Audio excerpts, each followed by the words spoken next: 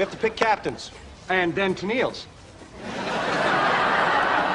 I had no idea about this joke, even though I'd watched the episode many times, so one day I just had to look it up. I didn't even know the word that Chandler was saying, which made this even more difficult trying to Google exactly what the joke was. Anyway, I found out that Captain and Tennille were a husband and wife music duo from the 70s. The wife's name being Toni Tennille, and the husband's name being Daryl Dragon.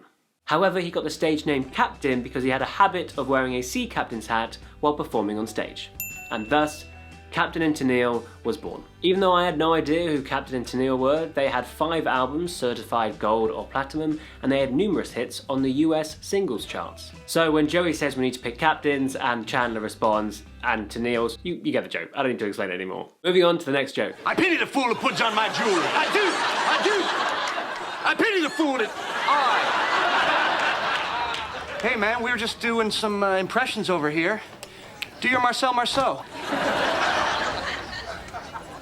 That's actually good. I actually really like this joke, but again, I didn't fully understand it until I looked it up. Marcel Marceau was a famous French mime born in 1923. He's famous for being probably the most famous mime ever. And having researched this man to write this video, I want to take a moment to tell you about the incredible work that this guy did. To only say that he was a famous French mime is a huge understatement. He was Jewish, and in the Second World War, him and his family were forced to flee their home. Marceau was part of the French Underground, which was an organization that helped children escape the Nazis into the neutral Switzerland. He is credited with saving at least 70 children's lives. It is said that he used his mime skills not only to comfort the kids on the journey, but also to keep them quiet when they needed to be. And finally, one other great story about this man. Towards the end of the war, he unexpectedly ran into a group of German soldiers. In an instant, he apparently pretended to be a soldier of the French army and demanded that they surrender. And they did. All 30 of them. Cool guy. And that's who Chandler's referring to in this joke. Moving on to the next joke. Mrs. Kate, oh, she was sweet. She taught me Spanish. I actually think I remember some of it. Tu madre es loca. I didn't speak Spanish when I still don't speak Spanish, so I wish I did though. Anyway, given the context, the Spanish is probably pretty easy to translate here, but just to confirm, it translates into your mother is crazy. Moving on to the next joke. They need just the right food and lots of love. Oh, well, no problem now.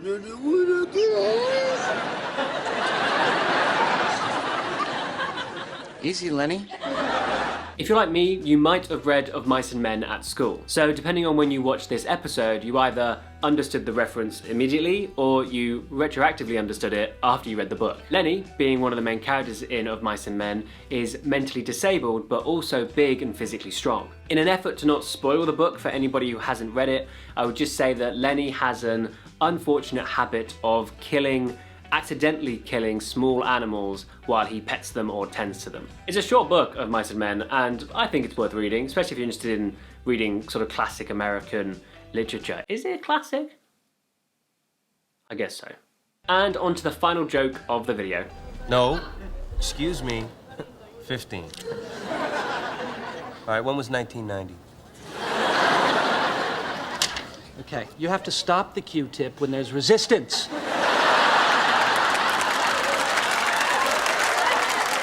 This is just a little one I want to point out. It might seem obvious to Americans watching exactly what this joke meant, but here in the UK, we don't call Q-tips Q-tips.